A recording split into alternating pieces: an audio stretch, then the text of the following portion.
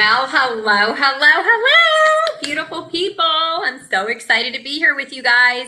Oh my gosh, it is week number 4, and I'm here live with you from Mexico on my 2-week adventure vacation for our anniversary and our friend's birthday. So I'm in my bathing suit, just got out of the pool.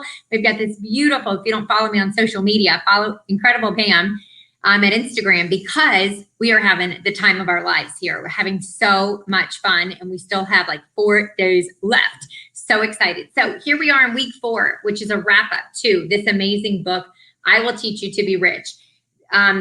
Brilliant. He shares with us just practical ways to invest. And I just really want to talk to the young people, because I know how I was when I was in my 20s and my 30s.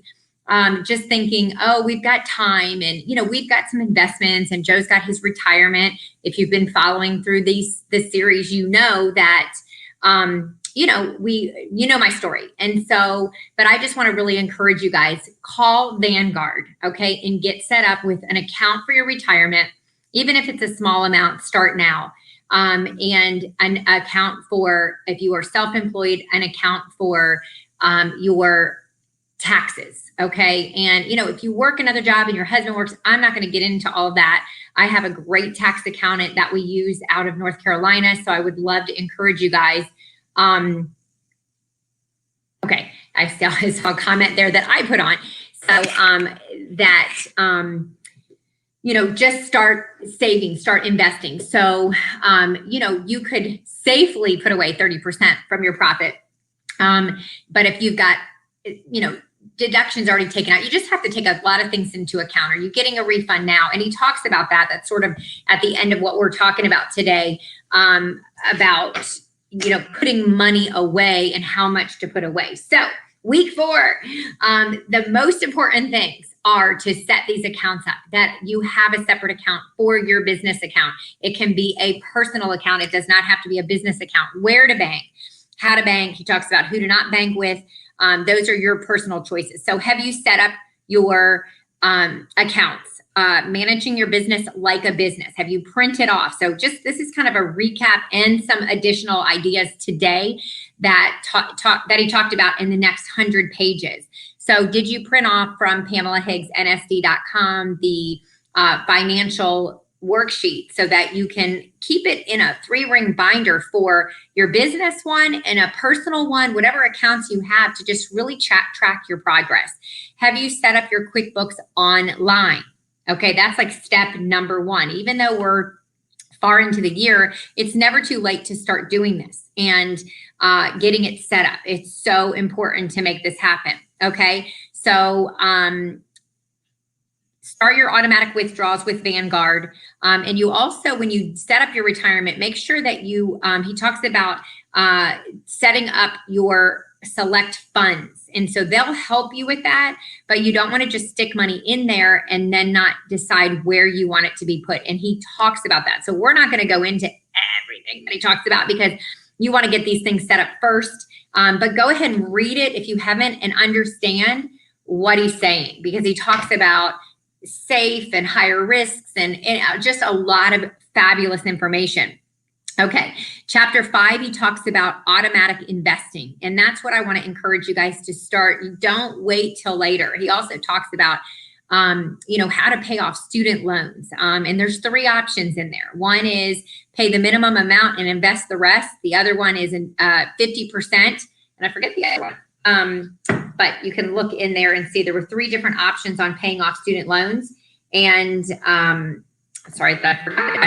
I didn't write them down, but I just wanted you guys that do have student loans to check that out there. Okay.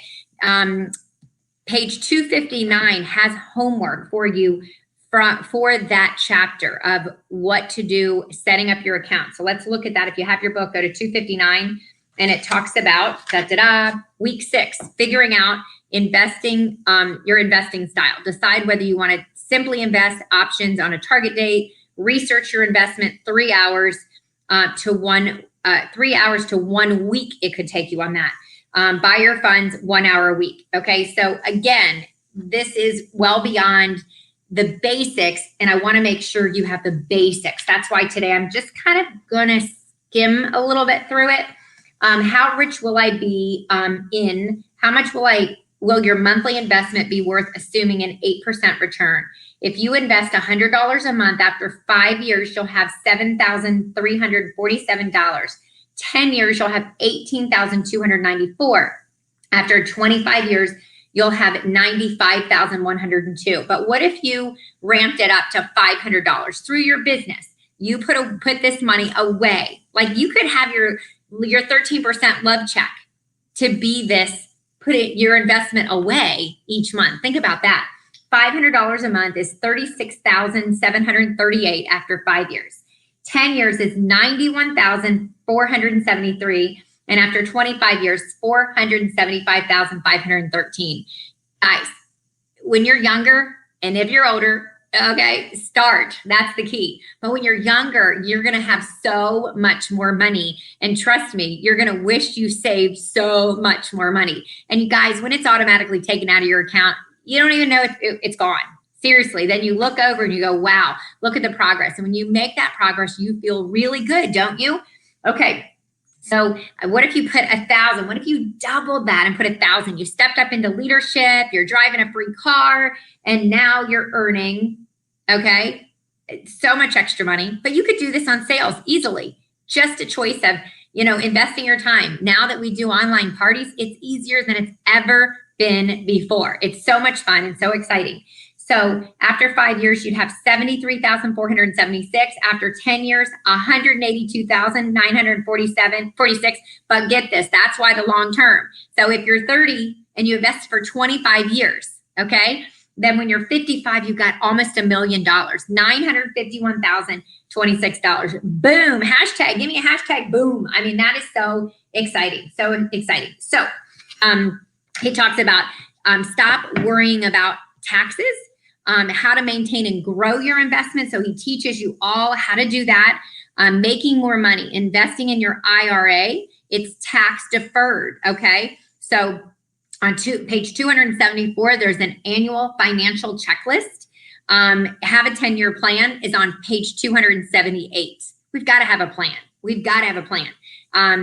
If you don't have a target, you're going to hit it every time. Proper planning, what? Prevents poor performance. So it's so important. So page 284, that might be our student loans. So I can give you that third option.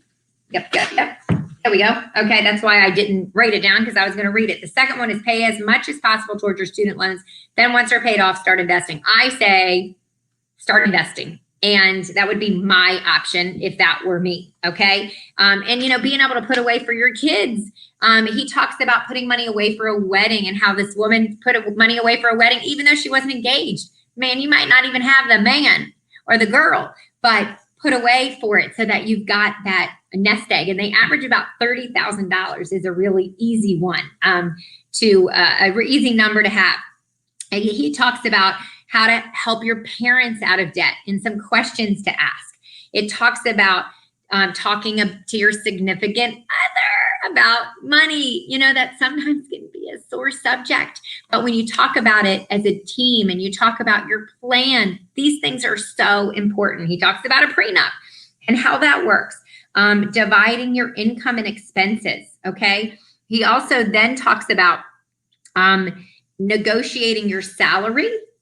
If you work a job and how a friend got a 28% pay increase by doing their homework, okay? Page 315 talks about how to save thousands on big ticket items, okay? And how to buy a great car and what is a reliable, awesome car, do's and don'ts for buying a car. I mean, hello. Conquering car salespeople by out negotiating them. Boy, Joe Higgs can do that like nobody's business.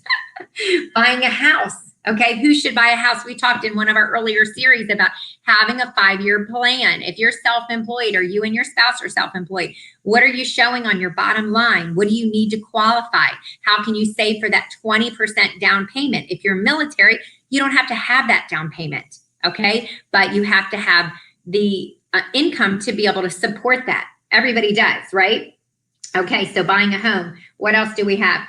Buying versus renting, not surprising numbers, okay?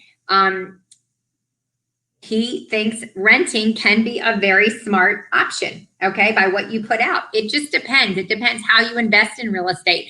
If you're able to buy low, maybe you want to. I have friends, she's a national Mary and for till they had kids, they moved every 2 years. They bought a house and they bought a great house in a great neighborhood, but then they blinged it up and made it fantastic and flipped it every 2 years, every 2 years, every 2 years. Then they had kids. They lived in a little bit longer. And I know on their last flip, they profited $1 million. That was in Florida. Okay, now they live in Aspen. So just looking at what those options are for you. The effect of a credit score for a mortgage payment, myths about owning a home to calculate the total amount for buying a house. Okay, how to tackle future larger purchases, giving back, elevating your goals beyond every day to day, a rich life for you and others. So, that's really what it's about, is the beautiful life that we can live in peace and harmony and love. There's so much craziness going on out there, and we have to come from a place of love, from hope, from caring, for being kind to one another, and being grateful for the life that we get to live, the freedom that we get to have.